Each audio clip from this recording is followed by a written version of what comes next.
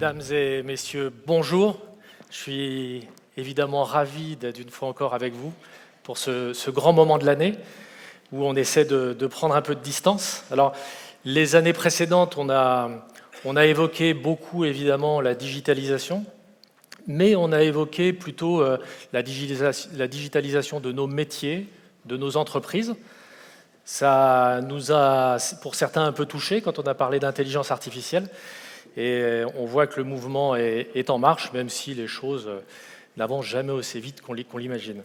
Là, on va essayer de prendre de la hauteur, comme vous le disait votre président, et on va essayer de raisonner au niveau de notre société.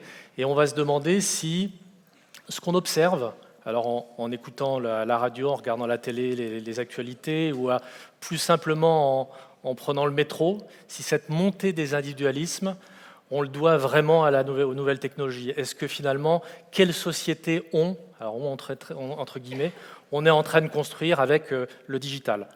4 temps forts, 4 questions que je vais poser à 3 experts, 3 intellectuels de disciplines différentes. Est-ce que la technologie peut être tenue pour responsable de ce changement, de cette montée des individualismes? 2, les nouvelles technologies, vous le savez, on l'observe tous les jours, ont accéléré la mondialisation. Est-ce qu'on a raison, nous, Français, finalement, de vivre un petit peu et de penser comme si on était un peu seul au monde? 3, on l'avait vu avec Laurent Alexandre, on nous promet l'immortalité avec les nouvelles technologies, mais plus sérieusement, on va vivre et on vit de plus en plus longtemps. Qui va s'occuper de nous? Comment va fonctionner cette société de soins à l'heure où on a de plus en plus de mal à trouver des professionnels qui veulent bien s'engager pour les autres? Et enfin, on finira par une question que je pense on est nombreux à se poser en regardant les événements récents et l'année qui vient se passer. Est-ce que finalement, là aussi, les nouvelles technologies, les réseaux sociaux bouleversent même notre mouvement, notre démocratie? Et est-ce que ce modèle démocratie, c'est toujours le bon modèle à l'heure où certains pays, avec des hommes forts, marquent beaucoup de points? Alors, je vous le disais, 3 experts, j'ose 3 intellectuels, que je vais vous demander, je vais vous les présenter un par un, puis je vous demanderai de les applaudir très très fort. On a d'abord le plaisir d'accueillir une philosophe et psychanalyste, rien que ça. Elle est professeure au CNAM, professeure associée à l'École des Mines. Elle est auteure de nombreux ouvrages, et notamment « Le soin est un humanisme ». Je vous demande de réserver un accueil très chaleureux à Cynthia Fleury.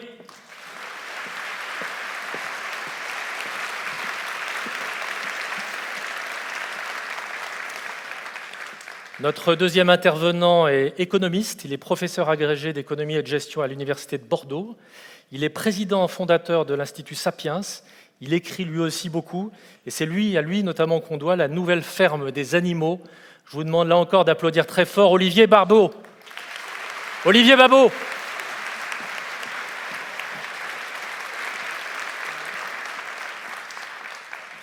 Évidemment, il nous fallait un entrepreneur.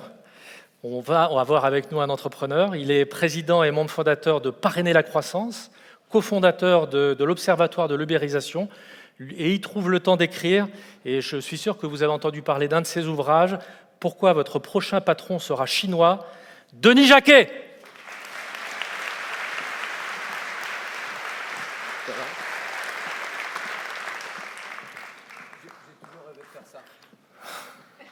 Vas-y. Alors je le disais, on va commencer avec ce constat. Je ne sais pas si vous le partagez, mais quand on a préparé cette conférence, notamment avec Serge Ripel, on est frappé de voir qu'effectivement, on devient de plus en plus individualiste. Nos sociétés sont compensées, et même les mouvements politiques, où on voit que finalement, les demandes vont un peu dans tous les sens, sont parfois contradictoires. Et on s'est demandé, est-ce que ce sont les nouvelles technologies, la technologie qui est responsable de ce changement vraiment de prisme? Oui. Bonjour à tous. Merci de votre invitation. En réalité, la technologie, elle nous a déjà changé. En fait, elle a fait l'homme tel qu'elle existe aujourd'hui. Vous êtes tous ici dans cette salle avec un cerveau qui consomme 20% de votre énergie au repos. Et ça n'est possible que parce qu'il y a 1,5 million d'années, nous avons domestiqué le feu.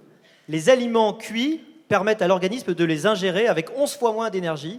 Et cette énergie sauvée a permis de faire grossir notre cerveau à une taille qui n'a pas d'équivalent dans les autres espèces. La technologie, nous lui devons tout. Évidemment, on pourrait parler de la technologie des vêtements qui nous ont permis de perdre une bonne partie de nos poils et puis d'aller coloniser des parties de la Terre qui, théoriquement, n'auraient pas pu être des endroits où on pouvait vivre. Le premier âge des machines, c'était l'âge où les machines nous permettaient de faire plus de choses, nous augmenter, nous permettaient de courir plus vite, de voler parfois, voire d'être plus fort. Le soupçon, en effet, c'est qu'on serait entré dans le second âge des machines, celui où la technologie nous remplace.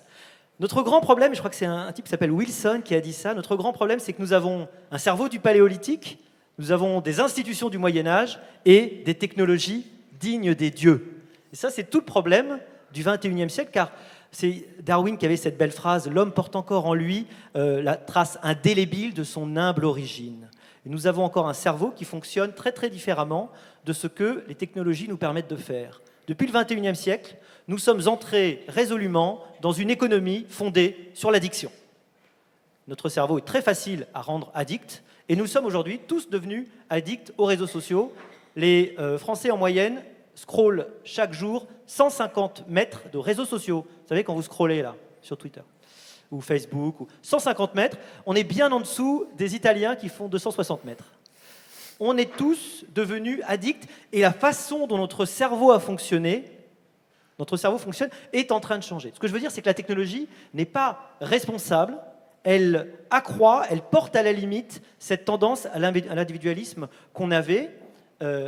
Les chauffeurs de taxi à Londres, depuis qu'ils n'utilisent plus leur cerveau mais le GPS pour se retrouver, ont vu la taille de leur hippocampe, qui est l'endroit où on stocke, on pourrait dire, la représentation spatiale, la taille de leur hippocampe diminuer. En réalité, la technologie, elle change de fait la façon dont notre cerveau fonctionne aujourd'hui, et elle nous rend de plus en plus dépendants aux écrans. On passe aujourd'hui encore, c'est les derniers chiffres, 3h45 par jour et par Français de plus de 5 ans devant un téléviseur. Vous rajoutez à ça 4 heures d'écran divers, dont évidemment la tablette et le téléphone portable. Ça veut dire quoi? Ça veut dire qu'aujourd'hui, nous passons tous la majeure partie de notre temps éveillé et disponible devant des écrans. Et les écrans, le mot dit bien tout son sens. L'écran, c'est aussi ce qui fait écran, ce qui sépare. Il y en a quelques, je crois, dizaines de milliers au Japon, on en a aussi quelques-uns chez nous. C'est ce qu'on appelle des hikikomori, ce sont des jeunes qui vivent plusieurs années enfermés dans leur chambre, incapables d'entrer en relation avec les autres. Et c'est le grand paradoxe de la technologie, et je termine là. Le grand paradoxe de la technologie, c'est qu'on a cru qu'elle allait permettre de mettre en relation, qu'elle allait permettre de communiquer comme jamais, et en fait, parfois, souvent malheureusement, elle a l'effet exactement inverse, c'est-à-dire qu'elle nous enferme, et on sait très bien qu'on a tous sur Facebook, il y a quasiment un tiers de l'humanité qui est sur Facebook. On a tous sur Facebook des amis auxquels on ne dirait même pas bonjour si on les croisait dans la rue. Drôle d'époque. Voilà. Cynthia Fleury, la vie de la psychanalyse. Alors les écrans nous séparent. Alors, bonjour à tous. D'abord, un point sur la question de l'individualisme. Comme ça a été très bien dit par Olivier, c'est d'abord une valeur démocratique de l'état de droit. Donc on appelle ça l'individualisme méthodologique. C'est ce qui a permis de construire nos systèmes, c'est-à-dire de considérer que l'individu, les droits de l'individu, qu'il soit homme ou citoyen, sont supérieurs quand même, sont paradigmatiques par rapport à ceux de la communauté, etc. Donc structurellement, nous défendons cela comme une valeur et pas simplement comme un défaut. Mais à côté de ça, vous avez eu d'autres grands mouvements, notamment ce que Foucault a pu appeler le biopouvoir, c'est-à-dire un système qui, petit à petit, arrive sur le corps de l'individu, et pas simplement sur les masses, mais sur le corps de l'individu pour pouvoir le monitorer, pour pouvoir le surveiller, pour pouvoir le discipliner, etc. Bon. Et puis par ailleurs, aujourd'hui, c'est vrai que l'individu est par essence un marché. Pour la faire courte, c'est au-delà d'un citoyen, d'un individu, d'un homme, un consommateur. Et Olivier a raison de dire que la denrée spécifique du capitalisme, c'est l'attention. Et donc, le capitalisme est d'abord un régime de captation de cette attention. Ce qui est problématique dans la mesure où l'attention, c'est la chose essentielle pour l'homme, tout simplement pour connaître, donc pour mettre en place une épistémologie, de la recherche, etc., mais aussi pour agir. Or, bien évidemment, il y a une confiscation aussi de l'agir politique par le fait de venir distraire cette attention, ou de l'agir entrepreneurial, que je ne dissocie pas d'ailleurs sur la question de l'agir politique, parce que l'agir politique, il dépasse bien évidemment la question politicienne. Alors, sur la question de addictif, très clairement, et les grands spécialistes des nouvelles technologies ont tous expliqué que c'était voulu, que les algorithmes étaient profondément construits de manière effectivement à capter, donc à cliquer. On appelle ça, c'est intéressant, les liens faibles. Les liens faibles, c'est tout ce que vous faites, ce que nous faisons, pour témoigner, entre guillemets, de notre présence et de notre adhésion, de notre consentement. Et on clique, c'est un lien faible, sauf que ce lien faible est faible. C'est-à-dire qu'il est très peu lien, de fait. Donc vous avez une solidarité qui s'émousse. Ça ne veut pas dire que les nouvelles sociabilités n'existent pas. Elles existent et dorénavant, elles se couplent nécessairement à des réseaux. Il n'y a quasiment plus de sociabilités qui simplement sont uniquement sur un seul niveau.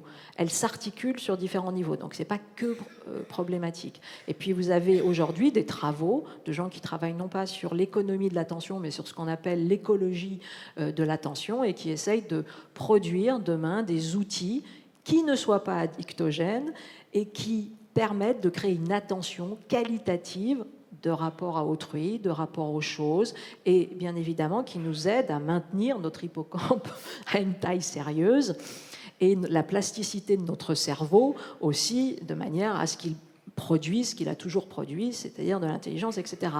Une utilisation, puisque c'est aussi mon travail de clinicienne, une utilisation positive, on a une utilisation thérapeutique aujourd'hui, tout de même, des nouvelles technologies.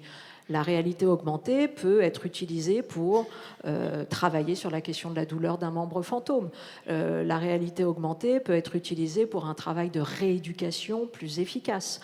Les algos, l'intelligence artificielle peuvent nous aider à alerter, faire travailler sur la question des troubles cognitifs, etc. etc. Donc, bien évidemment qu'on n'est pas que dans la production d'un isolationnisme, mais c'est vrai que la manière la plus simple, la plus aisée, la plus courante, la plus banalisée, c'est un usage, et je n'aime pas utiliser ce terme, mais un peu autistique. Moi, j'appelle ça la camisole de jouissance. C'est-à-dire qu'en gros, c'est un système de circuit de la récompense, hein, c'est ça que dont Olivier parlait. Circuit de la récompense au sens où on vient produire de la dopamine et pas de la sérotonine. Il y a des travaux entiers neurologiques sur cela pour dire que ce circuit de la récompense nous maintient, entre guillemets, en sentiment de plaisir, mais de fait, c'est insuffisant pour produire une action, etc., etc. Et ça, c'est la manière la plus aisée. Donc, ça veut dire quoi? Ça veut dire que l'humanisation de la technologie nous demande en fait encore plus d'intelligence, encore plus de capacité créatrice. Sinon, de fait, il y a une espèce d'abouli, il y a une espèce comme ça, d'inertie qui se met en place plus facilement. Ça veut dire qu'il faut apprendre à lutter contre cette addiction, à bien utiliser les... Tout à fait. Ça veut dire que, comme tout outil, et plus il est complexe, plus il demande des apprentissages de haute volée, de haute qualité. Et le problème, c'est qu'avec la technologie, vous avez ce phénomène comme ça d'illusion, de croire que l'outil va se substituer à la méthode. Or, jamais de la vie. L'outil ne s'est jamais substitué à la méthode, encore moins lorsque c'est une boîte noire. Et entre guillemets, et donc il demande au contraire ce que nous ne payons pas, ce que nous ne faisons pas, c'est-à-dire de l'accompagnement. Encore une fois, le fameux coût de l'appropriation sociale de l'outil. À partir du moment où on fait ça, on peut avoir en revanche, je pense, de jolies montées en compétences et montées capacitaires de l'individu. Denis Jacquet. Moi, je dis qu'ils sont très bons tous les deux. Et je ne sais plus quoi ajouter. Non. En fait, je pense que si on regarde un petit peu l'histoire de ce qu'on vient de traverser ces quelques milliers d'années, tout converge. Alors, peut-être vous avez lu ce bouquin qui était un peu la Bible de tout le monde pendant un moment donné, d'Yuval Harari, qui s'appelle « Sapiens ».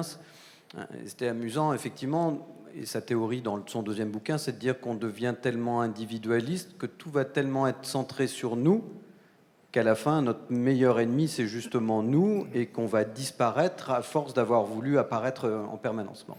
Et donc, il rappelle une phrase que j'aime beaucoup, qui fait qu'à un moment donné, on a effectivement préféré le pouvoir à la raison. C'est-à-dire que ce qui était vraiment raisonnable, qui était du domaine de l'intelligence, on a fini par l'abandonner pour avoir ce pouvoir, d'abord parce que ça nous dégageait des dieux et de la religion, et la science était là, effectivement, pour prendre le pouvoir sur ces religions. Et finalement, on a nommé, avec le digital, un nouveau dieu, qui s'appelle le nombril. Bon, alors c'est pas très philosophique comme terme, hein, mais le nombril est devenu juste le centre d'attention de la société occidentale. Bon. Donc, parce que finalement, quand vous regardez ce qui se passe avec cet outil qui a quand même moins de 12 ans, moi, il y a un monsieur que j'aime beaucoup, que vous connaissez tous les deux, qui est Pascal Pic, qui est un anthropologue, que vous avez déjà certainement vu sur des plateaux ailleurs. Et Pascal me rappelle toujours un exemple que j'ai toujours aimé. Il a dit, voilà, on a mis 200-300 000 ans pour que l'œil humain voit la couleur.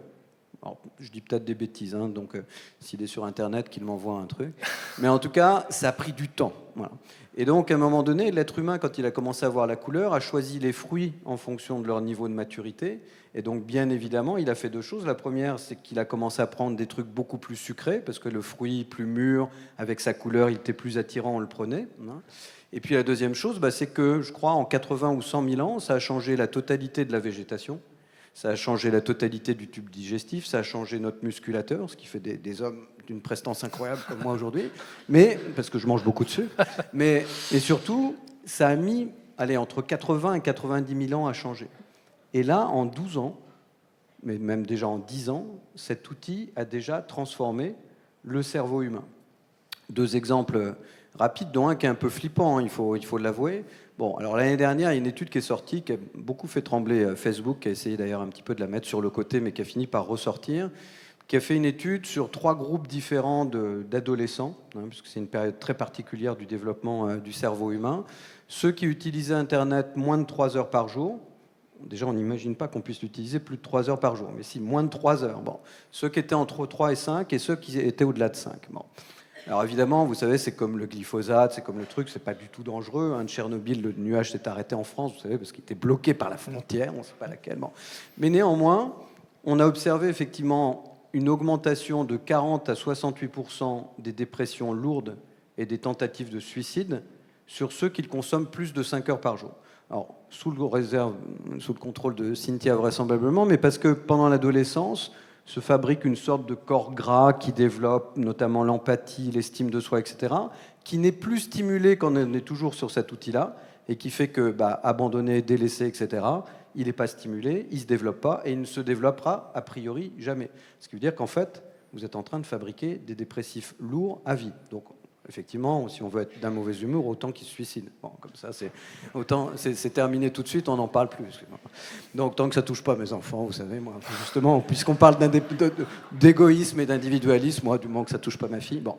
Donc, alors, du coup, donnez juste une petite illustration pour oui. Citer le patron de Netflix qui disait « Mon principal concurrent, c'est le sommeil ». Oui, mais c'est clair. Donc aujourd'hui, l'objectif de ces outils est de capter notre attention. Et vous savez, alors je ne sais pas si vous faites cette expérience. Bon, moi j'ai une vie d'avant, comme beaucoup, avec 3 enfants qui sont grands, donc qui ne sont pas de cette génération du digital. Et puis une nouvelle vie avec une petite fille qui a 10 ans, Cynthia, je crois, un petit garçon qui a 10 ans. En fait, il y a un truc, je m'en suis aperçu hier, hein, ça m'a pris quand même quelques années. Bon. On était à Rome, on est rentré hier soir, et elle était à table et jouait avec son portable. C'est devenu une telle extension de nous-mêmes qu'en fait, il nous a fallu près de 20 minutes pour nous apercevoir qu'elle était en train de jouer avec pendant qu'on mangeait et qu'elle n'était pas avec nous, tout en étant avec nous. Bon. Donc du coup, cet outil, c'est un rapport très particulier parce que c'est un rapport entre lui et moi. Et en fait, avant, dans un échange, c'était bilatéral. Ça partait dans un sens, ça revenait vers moi. Là, on est des émetteurs principalement. C'est-à-dire, je mets une photo de mon nombril, je la mets sur Internet, tout le monde m'a vu, la communication s'arrête là. Et pour finir sur une anecdote, il y a un mois à Monaco, j'étais invité pour être jury des Influencer Awards. Awards, avec un accent. Ça pose. Awards. Et donc, il y avait des influenceurs. Alors, moi, j'arrive là, je dis, bon, pourquoi pas, influenceur, après tout, c'est Monaco, c'est sympa, je vais voir des Lamborghini. Des filles qui se prennent en photo toute la journée, ça doit être sûrement très sympathique. Ma femme trouvait ça beaucoup moins sympathique. Mais elle dit, du coup, je vais quand même y aller avec toi, parce que ça m'intéresse beaucoup. Moi. Et donc, du coup, elle est venue avec moi, ce qui permet de contrôler mon contrôle. Et donc, on regarde le jury, et j'arrive, effectivement, je vois des gens en train de faire des selfies de partout. Parce que l'un des trucs qu'on nous demandait de juger pendant le jury, c'était non seulement le nombre de followers, donc les gens qui les suivent, et ensuite le taux d'engagement, c'est-à-dire quel est l'impact de leur engagement. C'est-à-dire quand ils font quelque chose, est-ce qu'il y a une réaction? Ce qui permet effectivement, pour nous qui avons abandonné la croyance en la pub, de faire de la fausse pub, puisque ces influenceurs sont payés par des marques, donc ils mentent autant que la pub d'avant, mais ça, pour l'instant, c'est comme le Canada Dry, ça se voit un petit peu moins. Ouais. Et donc, au moment donné, au moment d'élire l'influenceur des influenceurs, on avait le choix entre une jeune fille, mais adorable, qui a 17 ans, qui a déjà 6 millions de followers. On m'a expliqué que c'était énorme. Effectivement, pour moi, qu'on ait 12 000, j'ai trouvé que c'était plutôt pas mal. Et qui a un taux d'engagement incroyable. Donc les marques... Et je dis, mais elle fait quoi? Ma fille, qui la connaît bien, elle, moi je la connaissais pas, me dit, bah ouais, elle a fait la danse du ventre comme ça. Je dis, ah ouais, c'est impressionnant. Ça, c'est sûr que ça va impacter le monde d'une façon telle qu'on est vraiment tous sauvés. Puis après, se prendre des photos dans tes positions, mais quand elle fait quelque chose, ça a un impact sur les marques. Bon. Et moi, il y avait le choix. Il y avait heureusement une catégorie impact sociétal. Et j'ai réussi à influencer les influenceurs pour faire en sorte qu'on prenne ce gars-là, qui lui récolte les déchets plastiques à Touloum derrière les hôtels, les recycle, en fait des modèles économiques pour construire des écoles, éduquer des enfants, etc. Et j'ai réussi à le faire aller. Et en fait, on est arrivé à une société où j'aimais, je me fous totalement de savoir s'il y a un retour, donc c'est quand même juste l'annihilation de tout début de vie en société. Donc on est dans l'unilatéral, on est dans l'exposition, et donc on est à nouveau dans le nombril, mais en aucun cas dans la collaboration. À toute allure, parce que le temps commence déjà à tourner à toute allure. Oui. Une question sur le digital a aussi changé les modes de travail en entreprise. On fait appel beaucoup à des auto-entrepreneurs et pas à des salariés. Il y a le télétravail. Est-ce que ça aussi, ça casse pas le collectif? Alors, en fait, le problème de l'auto-entrepreneur en France, c'est que c'était un débat extrêmement mal amené. Vous savez, on est champion des mots en France, mais on est aussi les champions de la mauvaise utilisation des mots. Coluche, vous vous rappelez, il n'y a pas d'aveugles en France, il n'y a que des non-voyants, il n'y a pas des sourds et des malentendants. Enfin, on a une capacité à ne pas vouloir dire les choses avec les mots qui est hallucinante quand on a un tel choix. Mais on a appelé ça des auto-entrepreneurs. En fait, c'était une très mauvaise traduction d'un concept anglo-saxon qui était les self-employed. C'est-à-dire, je m'auto-emploie. Et donc, du coup, tout le monde syndical, etc., s'est abattu sur ces pauvres auto-entrepreneurs en disant « Mais non, ce n'est pas des auto-entrepreneurs, c'est des salariés, il faut les requalifier. » Si on les avait appelés des auto-employés, même si j'avoue que ce n'est pas très joli, on ne serait jamais posé cette question-là. Je m'auto-emploie, donc m'emmerde pas, je fais ce que je veux. Bon. Donc il y a 1,5 million de mal nommés en France, qui sont des auto-entrepreneurs dans lesquels on trouve à peu près tout, mais assez rarement des entrepreneurs. C'est-à-dire que ceux qui viennent vraiment des entrepreneurs avec 1 ou 2 ou 3 ou 4 salariés, c'est, je ne sais plus les chiffres, mais c'est moins de 5 ou 8%, quelque chose comme ça. La plupart du temps, il y a une grande partie de seniors qu'on a sacrifiés dans ce pays, comme dans beaucoup, parce qu'on leur a expliqué qu'à 58 ans, ils étaient vieux et qu'ils n'avaient plus le droit de s'exprimer, de travailler, alors que quelqu'un de plus de 55 ans, c'est juste extraordinaire et c'est juste quelqu'un qui va vivre encore 30 ans. Donc ça, c'est juste le scandale, mais qui a alimenté l'auto-entrepreneuriat. Et donc, on a transformé progressivement, effectivement, ces auto-entrepreneurs en ce qu'ils n'étaient pas. Donc, du coup, on exige d'eux et de ceux avec qui ils travaillent des choses qu'on n'aurait pas dû exiger d'eux, puisque c'est... Alors, la plateformisation, enfin les Uber, etc., qui sont arrivés, ont exacerbé ça un petit peu en disant, nous, de toute façon, on ne gagne pas d'argent, par définition. Uber, ça perd toujours 2 ou 3 milliards à peu près tous les trimestres. En gros, ce que vous perdez sur votre compte en banque, nous tous, c'est à peu près ce qu'on perd tous les mois. Et donc, du coup, forcément, si en plus vous les rendez salariés, c'est-à-dire à temps plein avec les charges fixes, le modèle est mort. Bon. Et en même temps, vous rendez 20, 25 000 personnes. Au Brésil, c'est 260 000 chauffeurs. Nous, on a interdit Uber Pop en France. Le Brésil, vous savez, ça ne se passe pas très bien depuis un petit moment. Après les Jeux Olympiques, il y a eu une dépression. Nous, on a dit Uber Pop, c'est pas bon, on ne peut pas laisser des gens essayer de s'en sortir. Retournez chez vous au chômage. C'était une position, c'est la position française. Eux, ils ont dit, tu t'en sors pas, on va te laisser avoir un deuxième job dans la journée. Moyennant quoi, vous avez 260 000 personnes qui, au lieu de crever la faim, s'en sortent. C'est pas glorieux, c'est pas extraordinaire, c'est pas ce qu'on rêvait des sociétés occidentales, mais c'est mieux que de crever dans son coin.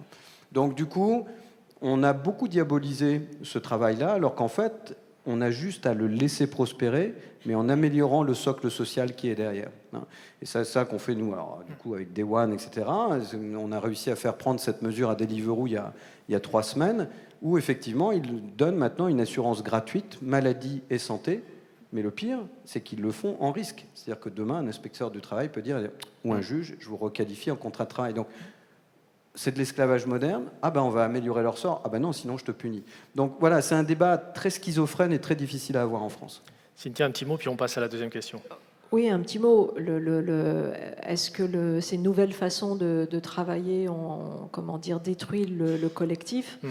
Oui, dans la mesure où, si vous voulez, le contrat de travail, le contrat passé avec l'entreprise, il a pris un sérieux coup de canif pour des raisons structurelles, ambiantes, confrontation avec la mondialisation, management gestionnaire très dur et réifiant, normes particulières comptables qui considèrent que la rentabilité, le profit, c'est d'abord ça. Et d'ailleurs, on est en train de voir que ça y est, il y a quantité de personnes qui ne veulent plus fonctionner comme ça et qui veulent de nouveau que des normes sociales, environnementales. Vous voyez le dernier pacte pour un réveil écologique signé par une grande partie des étudiants des grandes écoles qui disent écoutez, nous, demain, on n'a pas envie d'aller travailler dans ce type de société, PME, grand, c'est très nouveau.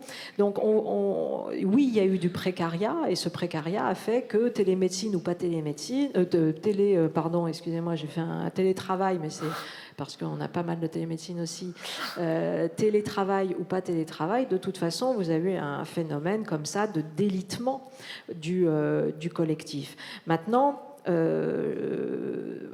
vous avez là aussi, je dirais, moi, mes étudiants, pour voir une différence entre il y a 10 ans et aujourd'hui, étonnamment, je vois, malgré tout, même si on dénonce plus le burn-out aujourd'hui chez les étudiants, il est, pour ma part, selon moi, moins présent qu'il ne l'était il y a encore 10-15 ans. Pourquoi ? Parce que vous avez un lâcher-prise, en tout cas chez les étudiants français, sur la question statutaire qui a bougé au sens où, tiens, possibilité demain de cumuler, pourquoi pas, possibilité d'être auto-entrepreneur, pourquoi pas, parce que je le cumulerai à autre chose. Possibilité d'une intermittence du travail, etc.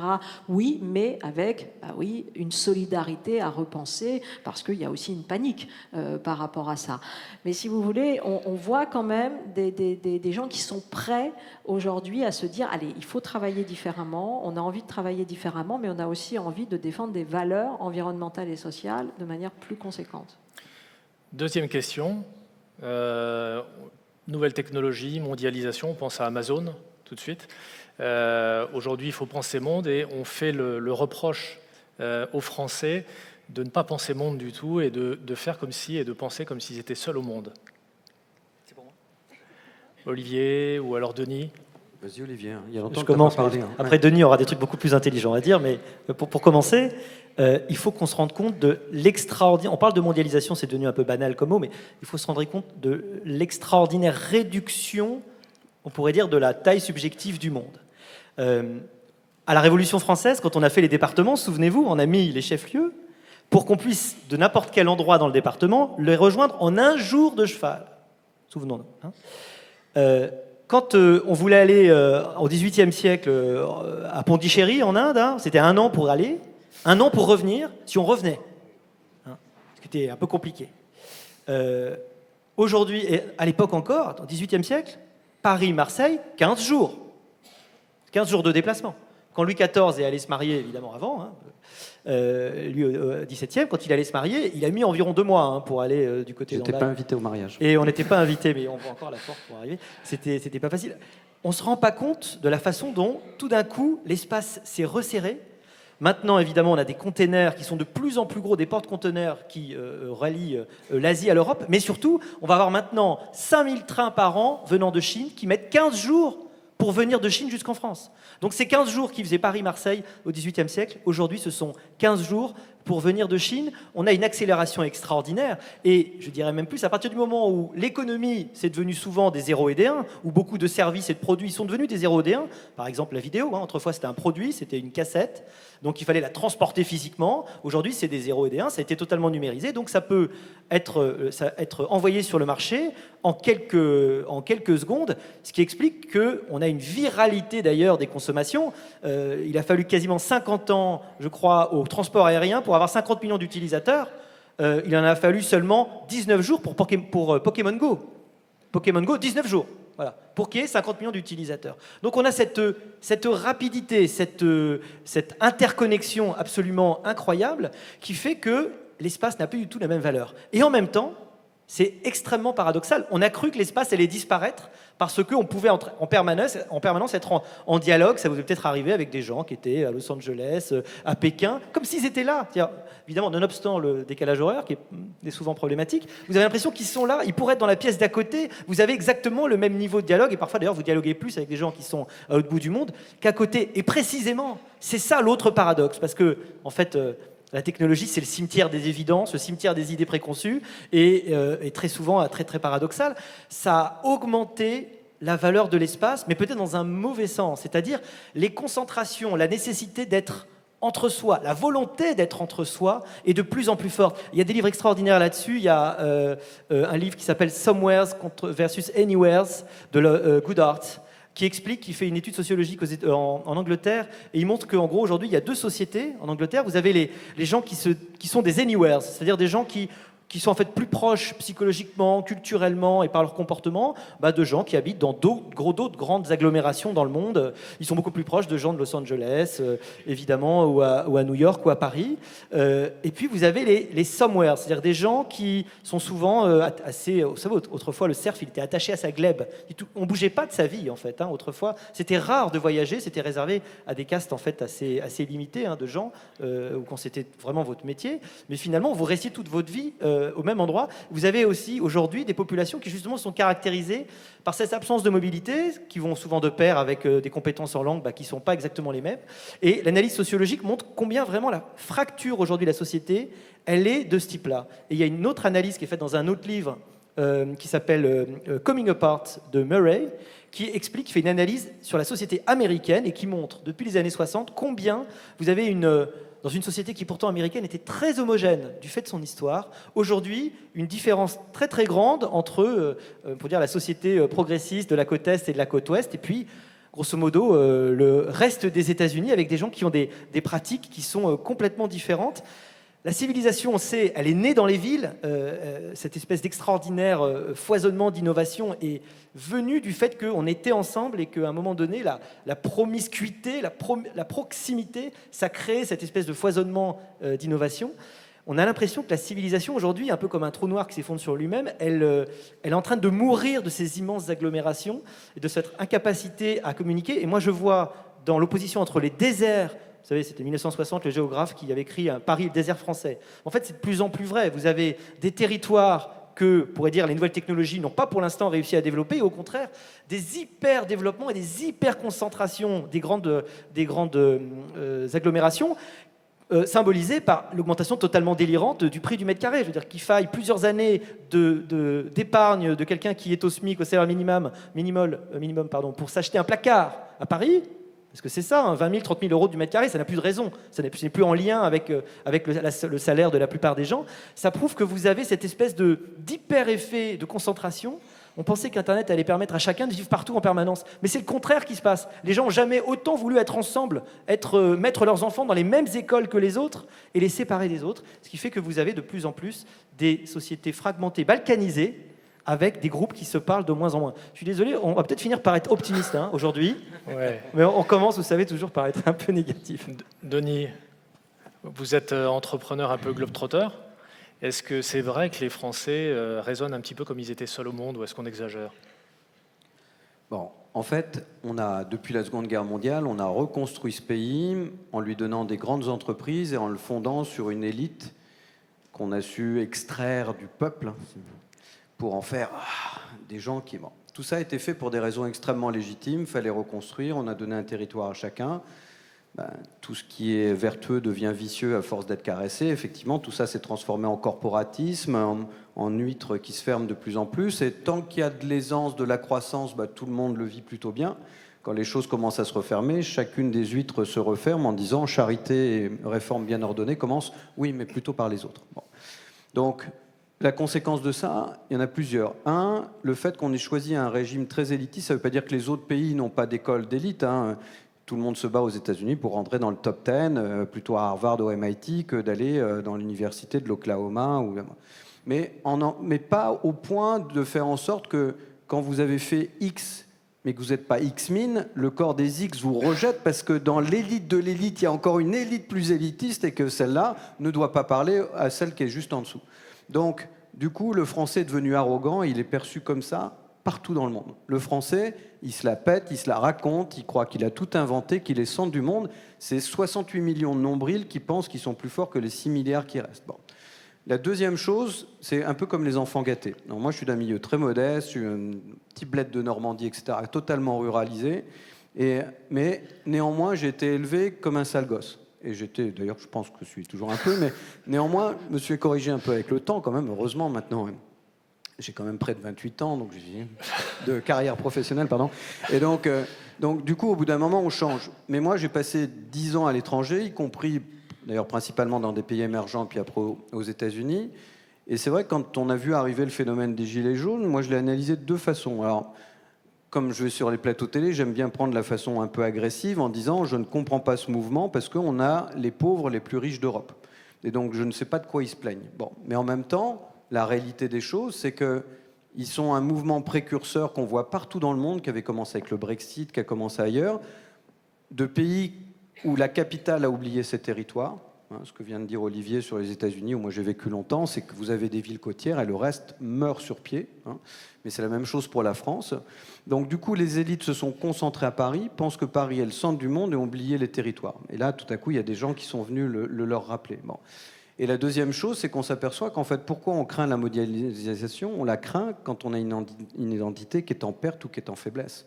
Si vous êtes fort, vous n'avez pas peur de la mondialisation. Non. Et le problème, c'est que pour l'instant, on est du côté des faibles. Donc du coup, on a deux désavantages. Un, parce qu'on est l'élite, qu'on est tout, du coup, on s'estime insubmersible, on a des grandes entreprises, il ne peut rien nous arriver. On a un État extrêmement fort, des gens très intelligents. D'ailleurs, on est gouverné depuis 30 ans par des gens très intelligents. Ce qui m'amène à me dire que peut-être qu'on devrait donner le pouvoir à des abrutis. Ça mériterait d'être testé au moins une fois, peut-être, pour voir. Donc, du coup, ce système de prendre un président élu au hasard n'est peut-être pas une si mauvaise idée. Bon. Donc, on est gouverné par des gens... On a confondu intelligence et quotient intellectuel en France. C'est ça le schisme le plus important. Et la deuxième chose, quelqu'un qui est arrogant ne se remet pas en cause. Et moi, j'ai monté une boîte de e-learning que j'ai vendue il y a peu de temps. Et à chaque fois que je rencontrais des DRH de boîtes d'ingénieurs, excusez-moi pour les ingénieurs qui sont à la salle, elles me disent c'est un cauchemar, ils ne veulent pas apprendre. Voilà. Et donc, parce que je sais. Voilà. Donc la réflexion du français, c'est je sais. Voilà. Donc Gabin nous avait dit le contraire, mais on l'a oublié. Peut-être il faudrait le rappeler. Je sais que je ne sais pas.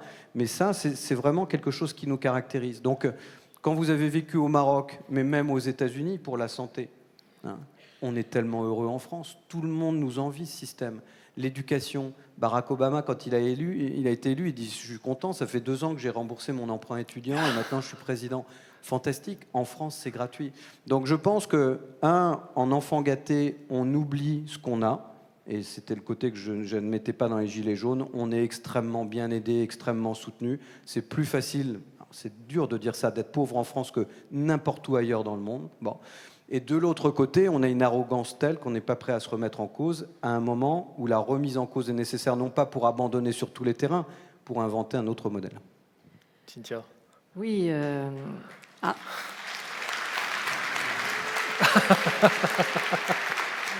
Je ne sais pas si c'est vraiment des applaudissements, on verra tout à l'heure. Ah, si, c'est des applaudissements, clairement. Oui, sur l'option, du test de l'abruti en termes de leadership, il y a un pays qui est en train de s'y... donc on va le savoir bientôt. Mais bon. Donc, c'était facile, pardonnez-moi, mais c'était tellement tentant qu'on va voir. On va voir. Bon, non, en fait, il y a un phénomène de polarisation très très fort en France, et c'est ça c'est un des points. Je prends simplement la question de la jeunesse et de l'entrée dans les études supérieures. Très clairement, vous avez un très haut système de cursus d'excellence qui véritablement n'a rien à envier à tout ce qui existe à l'international, même si Il s'est internationalisé un peu plus tardivement que ses petits camarades parce que ce n'était pas la culture française. Donc on a mis du temps à internationaliser nos cursus. C'est fait. On a des doubles diplômes européens, internationaux. On signe, chaque université a entre 250 et je ne sais combien de conventions interuniversitaires. Ceux qui vont là sont tout de même plutôt protégés. Ils ont envie, ils sont capables de se mobiliser sur différents territoires, ils ont ce qu'on appelle une mobilité non contrainte, plutôt désirée, et ils ont accès, a priori, à quelque chose de capacitaire. Et puis vous avez tout le reste, et c'est ça qui est compliqué, c'est-à-dire qu'on a en France une défaillance forte, on a du déterminisme social qui est quand même très présent, alors qui n'est pas spécifiquement français, hein. Il y a un déterminisme social qui ne dit pas son nom aux États-Unis, qui est perçu moins.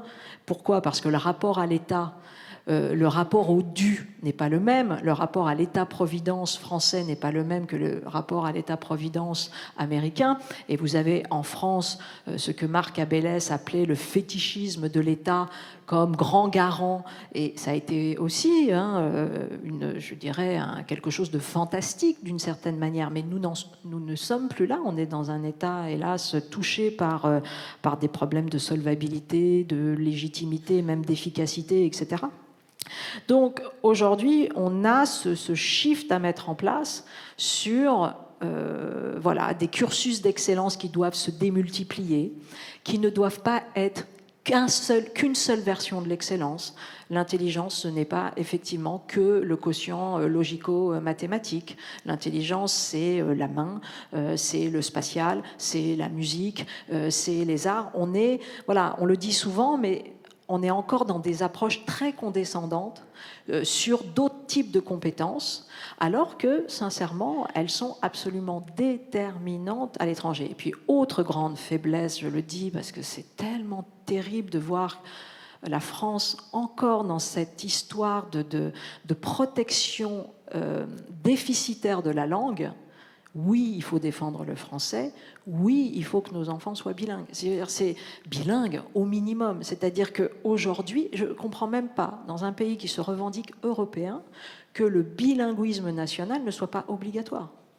On a une citoyenneté européenne, on devrait en finir avec ça en disant, voilà, c'est 2 langues dès le début, parce que, bien évidemment, que malgré les efforts de l'algorithme merveilleux, ça traduit de mieux en mieux grâce à l'intelligence artificielle, etc., il y a une chose qui est la base du monde, c'est le langage, c'est le partage d'une langue, et simplement ça transformerait considérablement. Pourquoi ? Parce que ça donnerait un sentiment capacitaire à quantité d'individus qui se diraient, tiens, mon terrain de jeu, c'est pas simplement la France, c'est l'Europe, c'est éventuellement au-delà, etc. Puisqu'aujourd'hui, encore aujourd'hui, vous avez un territoire de l'anglais qui est celui-là, qui va bouger d'ailleurs, espagnol, de mandarin, etc.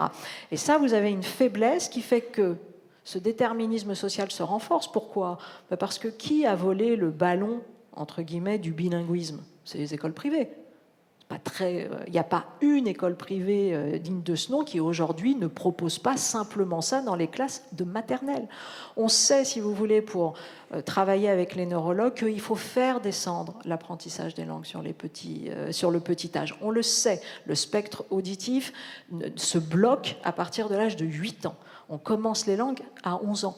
C'est surréaliste. Donc on le sait, il y a un état de l'art immense. On sait qu'il y a de l'épistémologie naïve, mathématique, très jeune. Donc il faut faire descendre le calcul, il faut faire descendre la lecture, il faut faire descendre l'écriture, et il faut faire descendre les langues sur le petit âge. Sauf que ça, ce sont des choix de politique publique important parce que oui, ça coûte plus cher, mais c'est un investissement majeur demain pour créer une population capacitaire et qui sera aussi beaucoup plus à même de travailler et donc, entre guillemets, de ne pas peser sur la communauté nationale de manière plus compliquée, sans parler que vous détruisez des vies humaines, indépendamment de la logique de la dette publique ou que sais-je. Est-ce que Alors moi, je ne suis pas applaudi. Hein, ah non.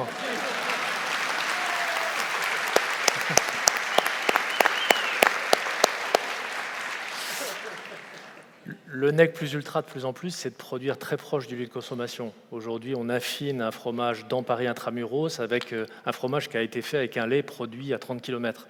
Est-ce que ça ne va pas marquer un certain frein à la mondialisation, et notamment à ces échanges en avion ? Bon, là, c'est facile. Hein. Oui, vous avez quand même quelque chose qui risque, quoique, mais qui risque de signer la fin de la récréation et qui s'appelle la transition écologique, et le fait que, pour l'instant, la question du numérique vert, entre guillemets, du green tech, n'est pas réelle. Hein. Il y a la question des terres rares au loin, mais il y a la question des data centers, il y a la question de la pollution énergétique produite par la pollution numérique, etc., etc. Et que donc, oui, sans parler du fait que cette dissociation des destins, c'est-à-dire d'un côté on met le destin du consommateur, de l'autre du citoyen, de l'autre du producteur, de l'autre, je ne sais même plus, du travailleur, etc., etc. Sauf que tout ça, c'est une même personne. Et donc, vous rentrez, non pas dans un conflit de loyauté, mais dans un conflit d'intérêt. C'est-à-dire qu'en tant que consommateur, vous devez précisément acheter au plus bas et donc détruire le système de production de qualité qui est derrière. Et bien évidemment, en tant que travailleur, vous devez au contraire acheter plus haut pour préserver les espaces entre guillemets, encore une fois, capacitaire pour les individus. Et ça, il va falloir, à un moment donné, remettre... alors ça s'appelle circuit court, ça s'appelle économie solidaire et circulaire, ça s'appelle common, ça s'appelle reterritorialisation à un endroit, mais en revanche, ça s'appelle pas repli. Hein, ça s'appelle des logiques de traçabilité un peu responsable. Je vous donne juste un exemple qui est intéressant. Vous connaissez peut-être Veja, qui est une entreprise de basket. Quand Sébastien Kopp, son créateur, m'avait raconté il y a longtemps ce qu'il allait faire, j'étais, je dois dire, un peu perplexe. Pourquoi ? Parce que sa grande idée était de faire des baskets. Je me suis dit, bon, pourquoi pas, mais c'est pas non plus ce qui manque sur la terre des baskets. Et puis c'est pas comme si il n'y avait pas de grands concurrents. Nike, Puma, donc j'étais pas tout de suite sur le coup. Je me suis dit, bon, ça m'avait échappé en termes de pertinence. Or, sa pertinence, c'était de dire, non, je fais la première basket écologique de A jusqu'à Z. Et je produis la traçabilité de tous les acteurs en termes éthiques, en termes écologiques, en termes sociaux, etc. Et très rapidement, sa basket a été vendue et aujourd'hui fait, non pas la bagarre avec Nike ou etc., mais très, très, très, très grandement positionnée. Ça veut dire quoi ? Ça veut dire qu'il y a quand même un shift aujourd'hui chez le consommateur qui fait que tant qu'il n'y a pas le produit, il ne le fait pas tout seul, mais que le jour où le produit arrive, qui lui raconte une autre histoire, avec du sens, avec des normes sociales qui lui parlent, tout en étant mondialisé, eh ben, il fait ce choix-là, alors que c'est une basket qui coûte relativement plus cher, mais qui assume des standards de durabilité, etc. J'ai fait la bonne pub pour ça. Mais c'est juste un exemple pour vous montrer que même sur des objets, entre guillemets, qui ne sont pas du domaine de l'innovation de rupture, mais plutôt de l'innovation éthique, si j'ose dire, si on doit aller un peu de l'innovation comportementale, on a un enjeu là qui est très intéressant. Et c'est vrai que le français prend le citoyen à une prise de conscience plus rapide que le consommateur. Oui, Denis. assez clairement. En fait, ouais. il y a deux choses. Bon, alors pour tous ceux d'entre vous qui n'ont pas eu le bonheur de naître à Paris, dans cette ville extrêmement bien gérée pour ses transports, qui sont voilà, c'est trop facile. Qui sont nés comme moi au fin fond de la basse Normandie. Hein. Et ce qui est très clair, c'est que quand on regarde vraiment la façon dont on nous a vendu le truc, c'est plus on va être dans des grandes villes, il y aura tout, la richesse, le travail, des transports courts, des circuits courts, etc. Quand on commence à regarder les bilans aujourd'hui, on s'aperçoit que finalement, cette espèce de concentration qui devait garantir des économies d'énergie, des économies d'échelle, ne se fait pas. La deuxième chose, c'est que le plus gros taux de progression de la pauvreté dans le monde se fait dans les grandes villes. La troisième absence notable, c'est celle de la mixité sociale, parce que effectivement, quand vous avez un mètre carré maintenant à 30 000 € dans le 6e ou dans d'autres événements, qui dans cette salle, moi le premier, peut s'acheter les toilettes 1 mètre carré 30 000 €, il faut y passer du temps, du coup mettez beaucoup de journaux et des médias, parce que du coup faut en profiter. Hein. Donc c'était, je sais plus, Guitry qui disait je vous ai lu d'une fesse distraite, donc du coup là, essayez de montrer un peu moins de distraction, mais en tout cas on nous a vendu ce mirage-là. Et pendant un moment, les grandes villes réussissait à peu près à innerver en gros un territoire de 80 à 100 km autour d'elle. Sur les 10 dernières années, les grandes villes s'innervent entre elles, mais n'enrichissent plus le reste. Bon. Donc ça veut dire que tout meurt autour.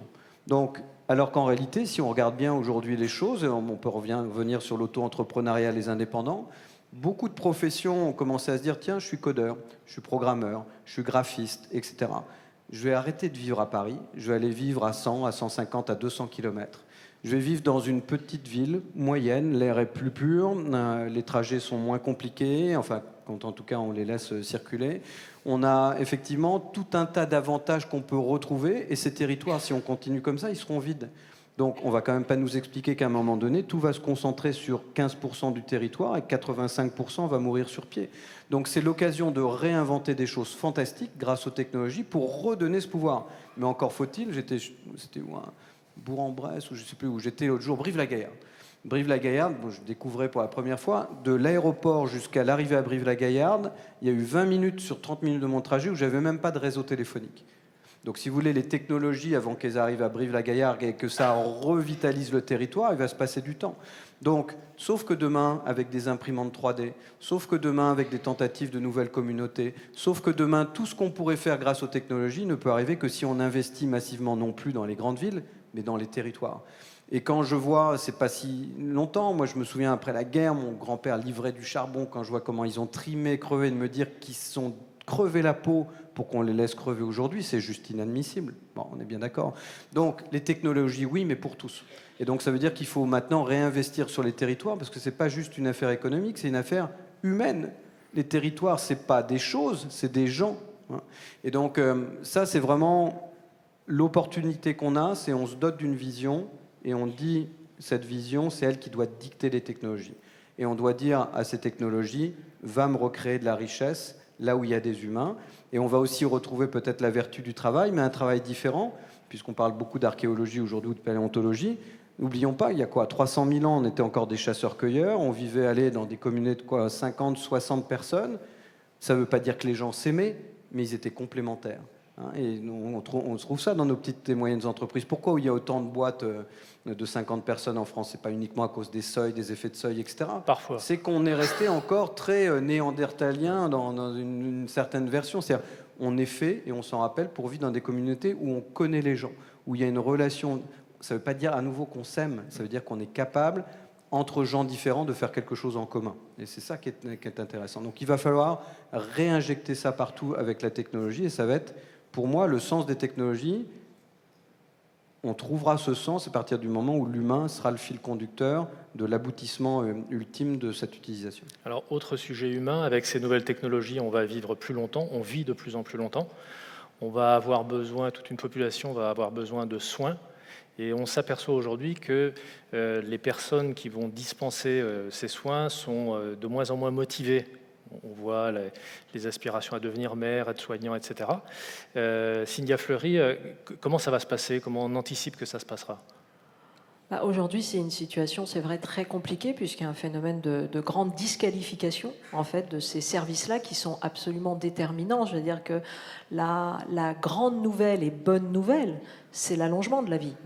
Et l'allongement de la vie est tout de même une entrée dans la dépendance qui se repousse, qui est de plus en plus grande. Mais aujourd'hui, nos maisons ne sont pas adaptées à ça. C'est-à-dire quand vous avez une grande partie de nos aînés qui demandent à rester dans leur maison, mais qui quand même n'ont plus le même type de validité, ont des vulnérabilités spécifiques, etc., ils ne trouvent pas la possibilité de faire venir à eux soit une aide de qualité, soit d'avoir des objets qui permettent éventuellement de créer une aide de service, etc. Alors, c'est un immense marché. On commence à avoir des objets très intéressants quand même, pas trop cher. Là, il y en a un qui s'appelle Buddy, qui est testé en EHPAD. Buddy, qu'est-ce que c'est? C'est un petit robot qui permet quoi? Qui permet de repérer, d'abord de faire du système d'alerte. L'aîné tombe, etc. On peut immédiatement mettre en alerte. C'est relié sur une application téléphonique qui vous permet d'entrer en contact, parce qu'il y a un petit écran, et donc de faire ce qu'on connaît, du Skype, du WhatsApp, du FaceTime, vous l'appelez comme vous voulez, c'est-à-dire de dire bonjour, de faire de la téléconsultation.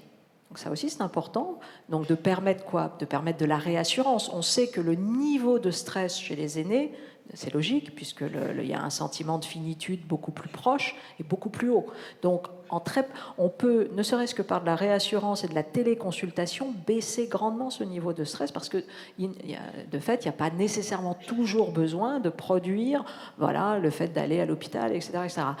Buddy peut éventuellement avoir quelque chose qui sous les pieds, qui est une sorte d'aspirateur, et donc faire que Buddy aspire en même temps qu'il vous fait travailler de manière cognitive sur telle ou telle chose. Donc on va avoir de plus en plus ce type de robots hybrides qui permettent quoi? Qui permettent, c'est la chose importante qu'a dit Denis, c'est de faire de la complémentarité, pas de la remplaçabilité. Si Buddy est tout seul, et c'est ça qu'on propose, c'est une déshumanisation totale. Si Buddy permet la complémentarisation et voire la requalification du travail de service d'aide à domicile, c'est parfait. Pourquoi? Parce que vous avez beau être le plus empathique possible, de nettoyer les fesses d'un aîné que vous ne connaissez pas, voire que vous connaissez très bien, c'est pire, et vous n'en avez pas envie, et vous avez raison. Et vous savez quoi? Lui non plus.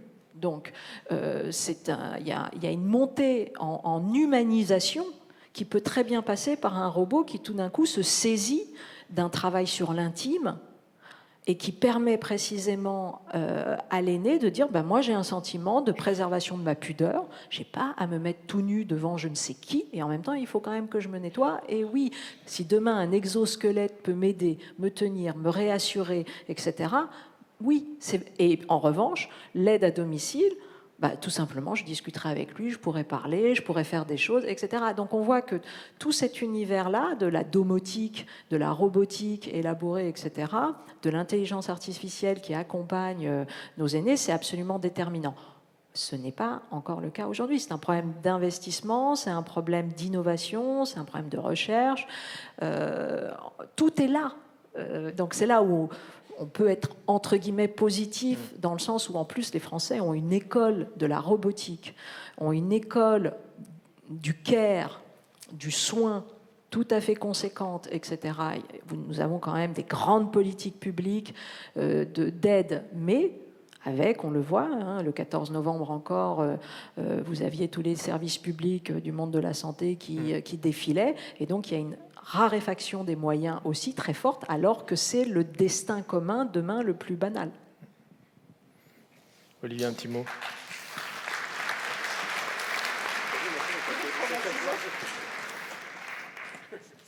C'est la compétition là entre deux. Donc. Je ne sais pas si je vais être applaudi. Vous vous souvenez peut-être de cette... mais je le prends pas mal. Vous vous souvenez peut-être de ce cas tragique d'un orphelinat roumain qui avait eu l'idée extraordinaire d'industrialiser la nourriture des nourrissons. Il y avait une machine pour leur donner le biberon. En fait, on constatait que les nourrissons se laissaient mourir.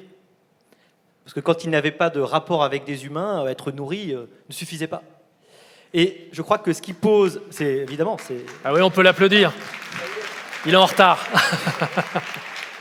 Enfin, bon, malheureusement, c'est triste qu'il faille faire ce genre d'expérience pour se rendre compte de ce genre de choses. Mais la question que pose la question du soin, c'est plus généralement celle de l'avenir du travail humain et de sa valeur ajoutée à l'ère des machines. Et là, je crois que le grand risque, c'est d'opposer l'un à l'autre. Il y a quelque temps, je faisais mes courses. Et j'arrive à la caisse, j'ai un gros caddie, et derrière moi, il y a quelqu'un qui a un truc. Il dit, est-ce que je peux passer devant vous? Alors, naturellement, moi, ça ne me pose pas de problème. Mais je lui dis, mais vous savez, il y a des caisses automatiques, vous savez, les trucs, vous pouvez biper, machin. Il dit, ah non, je ne vais pas là parce que c'est la casse sociale. Donc, je lui dis, alors, naturellement, non mais, ok, super. Mais naturellement, vous n'utilisez pas l'eau courante, vous utilisez le service de porteur d'eau. Parce que l'eau courante, ça a quand même fait beaucoup de casse sociale. Vous écoutez pas la radio, ça a quand même mis au chômage énormément de musiciens. Ça, vous êtes au courant de tout ça. Non, en réalité, il y a certaines, évidemment, qui partent d'un bon sentiment, certaines réactions qui sont assez contradictoires, de la même façon que, on sait aujourd'hui, il y a, j'ai vu à New York un robot qui nettoyait les toilettes de l'aéroport de New York. Bon. Le fait est qu'il y a de plus en plus des choses qui vont pouvoir être faites par les machines, et ça progresse à une vitesse extraordinaire. Je ne sais pas si vous avez vu qu'en 2016, pour la première fois, on a réussi à battre le meilleur du monde au jeu de Go. Le jeu de Go, je ne sais pas si vous voyez, à côté, les échecs, c'est hyper simple. Parce que vous pouvez calculer la probabilité du meilleur coup. C'est comme ça qu'on a très rapidement réussi à battre Kasparov en 96-97. Le jeu de Go, il y a plus de positions au jeu de Go que d'atomes dans l'univers. Donc, vous pouvez beaucoup plus difficilement arriver à calculer les probabilités. On a réussi en 2016 à battre le meilleur mondial 5-1. Mais attendez, ça ne s'arrête pas là. Un an plus tard, on a fait AlphaGo 0, c'est-à-dire la deuxième version d'AlphaGo. Donc, un an plus tard, AlphaGo, on lui a donné les règles du jeu de Go. On lui a dit, tu vas apprendre en jouant contre toi-même. Le gars a appris le programme. Et il a joué contre le programme qui avait battu le meilleur mondial, AlphaGo. Il a gagné 100 parties à 0. On est sur une exponentielle de croissance de la capacité de l'informatique. Et encore plus, vous avez peut-être vu récemment que Google a annoncé qu'ils avaient réussi à faire fonctionner la première, on pourrait dire, embryon d'ordinateur quantique. Cet ordinateur quantique, ce processeur en l'occurrence, fait en 3,20 secondes ce qu'un ordinateur actuel fait en 10 000 ans.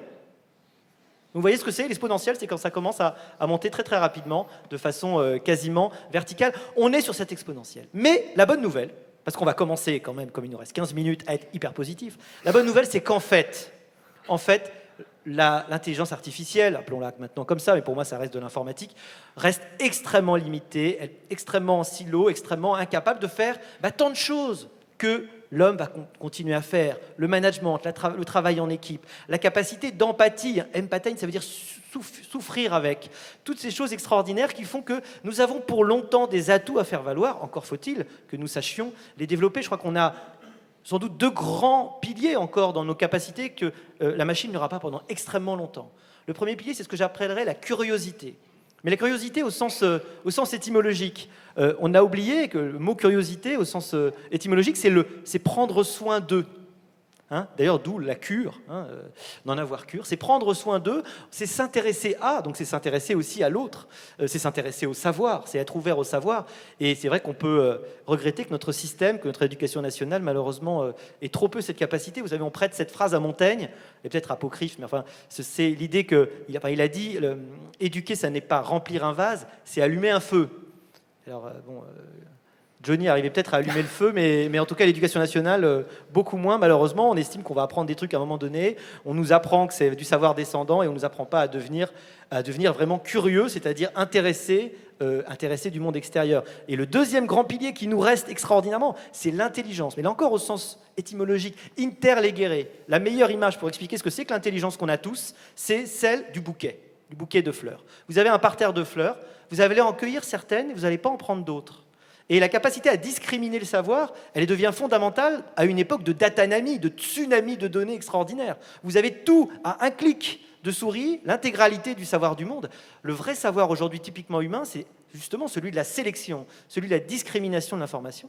Le deuxième élément, une fois que vous avez cueilli vos fleurs, c'est justement de les mettre ensemble, les guérir, c'est-à-dire mettre des liens entre des choses qui n'existaient pas. Et c'est ça, l'action purement créative, et d'ailleurs créer le lien aussi entre les humains. Et donc la nouvelle extraordinaire, on est dans une époque évidemment un petit peu angoissante, mais en même temps absolument extraordinaire. On a des outils fabuleux de création de liens aussi pour permettre le maintien de vie à domicile. On a des technologies qui vont permettre de faire des choses. Si elles sont bien utilisées, elles ne sont pas des déshumanisantes. Il faut faire attention, toujours évidemment, à garder l'humain au centre. Vous savez ce que c'était Erasme, le grand humanisme, qui disait on ne naît pas homme, on le devient. Ce que Beauvoir avait repris, vous savez, en disant on ne naît pas femme, on le devient. En fait, au XXIe siècle, on va pas devenir homme. Il va falloir le choisir. Il va falloir lutter en permanence. On a parlé tout à l'heure de la cognition. Il va falloir lutter pour conserver sa capacité de mémorisation qui est en train de diminuer quand vous utilisez votre téléphone portable. Et vous savez que chez les Grecs, les muses de la création, étaient filles de mémoire. De la déesse mémoire, sans mémoire, pas de capacité créative, mais en même temps, on va pouvoir continuer à choisir d'être humain en choisissant, par exemple, la relation directe, aller voir quelqu'un au lieu de lui écrire un texto, essayer de faire des moments de coprésence physique, de proximité, où il se passe quelque chose de complètement différent, et ça, c'est ce que nous devons réapprendre à faire après une sorte de moment de stupéfaction où on a été un petit peu tous comme des lapins dans les phares d'une voiture devant la technologie. Et c'est peut-être là que j'ai plus confiance dans la génération d'aujourd'hui. On dit, oh là là, ils sont tous perdus dans leur portable. Je crois qu'eux, ils n'auront pas cette espèce de phénomène de sidération devant la technologie parce que quelque part, elle fera partie de leur monde. Et j'espère, en tout cas j'espère, je ne sais pas si je le pense, mais j'espère qu'eux sauront la mettre à distance, car la technologie est un formidable serviteur, mais un très mauvais maître. Voilà. Il nous reste maintenant...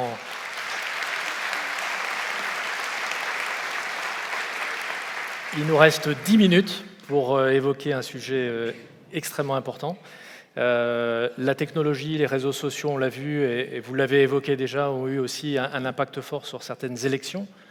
Et du coup, certains s'interrogent sur la pertinence de notre modèle démocratique, d'autant qu'en même temps, certains grands États vont très vite avec des modèles plutôt plus autoritaires que le nôtre, on va dire. Voilà. Est-ce que notre démocratie est dépassée ? Ou est-ce que là aussi, il faut apprendre à mieux utiliser les nouveaux outils à notre disposition ? Cynthia ? Oui, alors moi je suis quand même un fervent défenseur de notre modèle. Après, si vous voulez, peut-être l'intérêt tout de même d'une démocratie par rapport à un régime autoritaire, et on ne l'aperçoit pas parce que c'est un peu contre-intuitif, mais une démocratie encaisse les coups, si vous voulez. Une dictature s'écroule.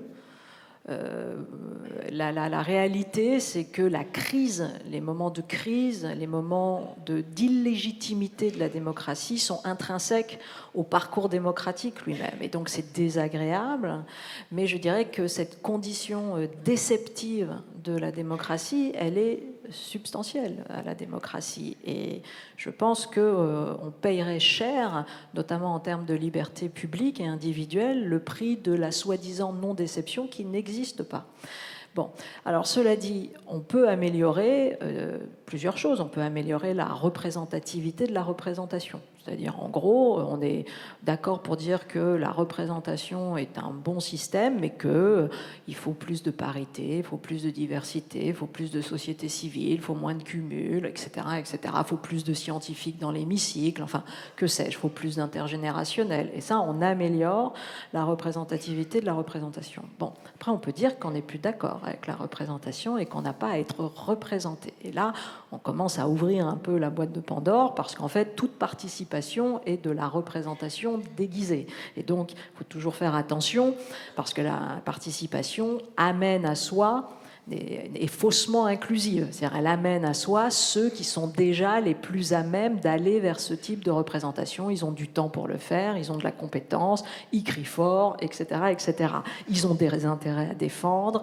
Bon, donc aujourd'hui, très clairement, il y a une combinaison de participation et de représentation à repenser, ça paraît évident. Il y a une question de la data citoyenne et donc de l'outil citoyen. Est-ce qu'on utilise demain de manière beaucoup plus citoyenne, de façon para-parlementaire ? Est-ce qu'on ouvre, par exemple, à un certain moment, la réflexion des amendements parlementaires par la question de l'outil où on peut venir déposer si on est une association reconnue d'utilité publique, que sais-je. Bon, vous voyez, il y a quantité de choses. Est-ce qu'on fait des combinaisons jusqu'à inclure des systèmes de tirage au sort? On a l'expérience aujourd'hui avec les 150 citoyens sur la question de la transition écologique. On va voir ce qu'ils proposent. Il paraît que, pour écouter Loïc Blondiot et d'autres, que c'est très qualitatif ce qui remonte de ça. Pourquoi ? Parce qu'on n'a jamais eu des citoyens aussi de qualité, aussi bien formés malgré tout. Donc on voit je pense qu'on peut véritablement travailler à plus de démocratie de notre système, parce qu'encore une fois, c'est le plus légitime, mais c'est vrai qu'aujourd'hui, il y a un souci d'efficace. Et donc, il va falloir affronter ce souci de la rencontre entre une légitimité et une efficacité. Pourquoi il y a un efficace qui est en danger ? Parce que le XVIIIe siècle, ce n'est pas le XXIe siècle, parce qu'entre les deux, il y a quelque chose qui s'appelle l'Europe, et puis il y a quelque chose qui s'appelle le monde, la gouvernance mondiale. Et que oui, l'État, dans ce système-là, s'est vu bousculé par les systèmes européens et les systèmes de gouvernance mondiale, sans parler des multinationales qui aujourd'hui, pour certaines, ont un PIB équivalent à certains des États. Et donc, ce système-là, c'est notre enjeu au XXIe. Mais je pense, malgré tout, que la démocratie, pour la préservation des droits de l'individu, de l'homme et du citoyen, est encore, je dirais, l'espace le plus pourvoyeur, si vous voulez, d'outils pour tenter quelque chose. Je dis souvent à mes élèves, la démocratie, ce ne sont pas des droits, ce sont des outils pour obtenir des droits, ce qui n'est pas tout à fait la même chose. Et qu'à ce moment-là, notre travail, c'est de consolider ces outils, de les transformer, d'innover et de les utiliser. Ce qu'on ne fait pas toujours nécessairement, et si possible, avec compétence, ce que l'on fait parfois encore moins, même si la compétence n'est pas nécessairement un critère en démocratie. Denis ?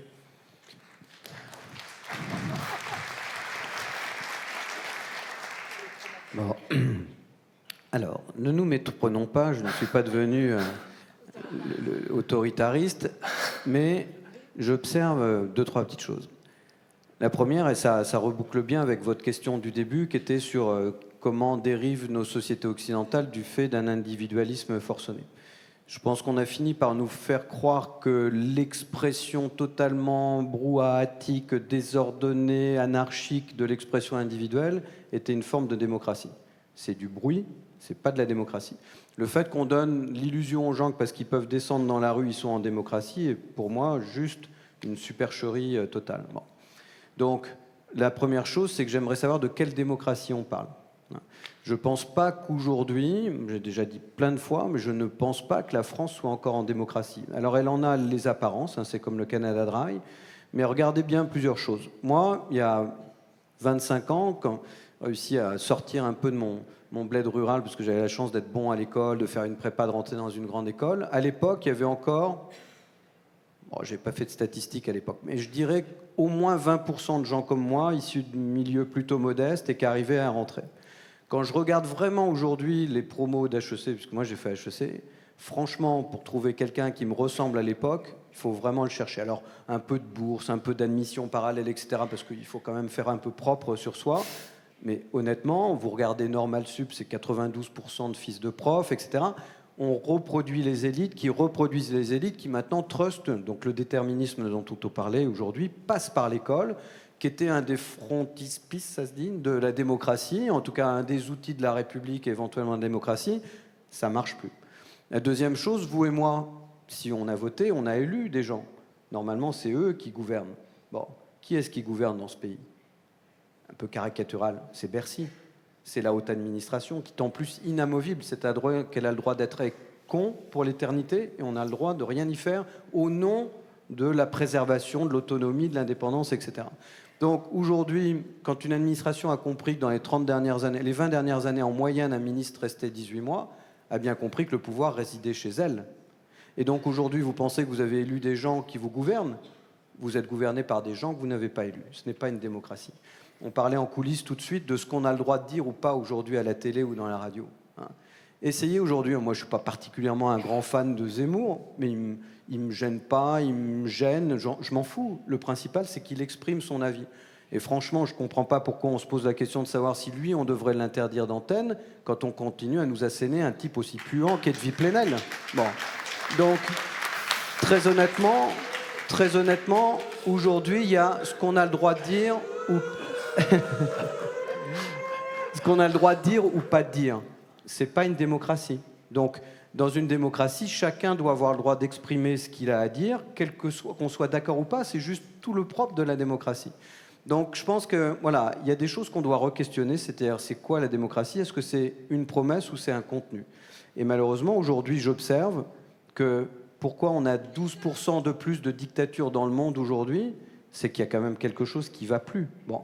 Et aujourd'hui, dans une période de disruption, il y a un moment où malheureusement, vous êtes mieux équipés, je ne dis pas que c'est mieux, vous êtes mieux équipés d'être en Chine pour la révolution qui est en cours que d'être en France dans un pays démocratique. Et c'est bien dommage d'ailleurs. Bon.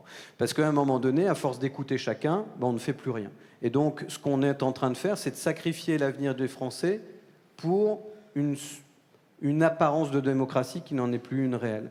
Donc, si on revient à la vraie définition, je veux bien, de la même façon que sur la maladie, moi, j'aimerais qu'on réfléchisse à la technologie sur les territoires, sur les gens, mais aussi sur c'est quoi la vie ? Est-ce que la vie, c'est de maintenir les gens jusqu'à 130 ans, de les remplacer, de les réparer, de faire en sorte qu'on... Et Audiard dirait, donc du coup, pour ceux qui seront cons, ils le seront à vie. Bon, et pour l'éternité. Bon. Donc, du coup... moi, d'ailleurs, le troisième bouquin que j'espère écrire, je vous le dis en avance, aux États-Unis, c'est en anglais, en français, ça donnerait con, mais pour l'éternité. Non. C'est-à-dire qu'en gros, Google dit on va vivre jusqu'à 120 ans. Déjà, ça déstabilise la totalité de nos économies mondiales. Mais si en plus on franchit ce cap des 120 ou 130 ans, qui est vraiment notre seuil biologique, mais qu'est-ce qu'on fait de la société? Quel intérêt de vivre si longtemps? Donc, et moi, je le dis avec d'autant plus de trucs que malheureusement, les 3/4 de ma famille sont morts tôt et ils me manquent tous les jours et c'est terrifiant de vivre comme ça. Mais néanmoins, la mort fait partie de la vie. Donc il y a vraiment des vraies questions à se poser sur...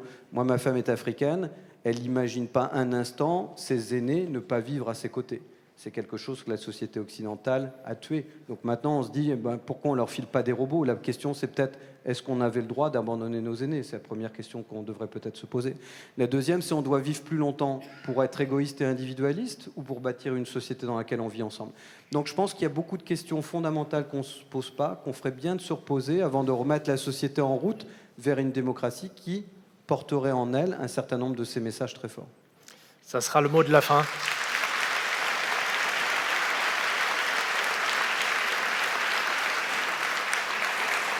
Donc, juste le temps de remercier Olivier Babot, Cynthia Fleury et Denis Jacquet. On peut les applaudir très fort.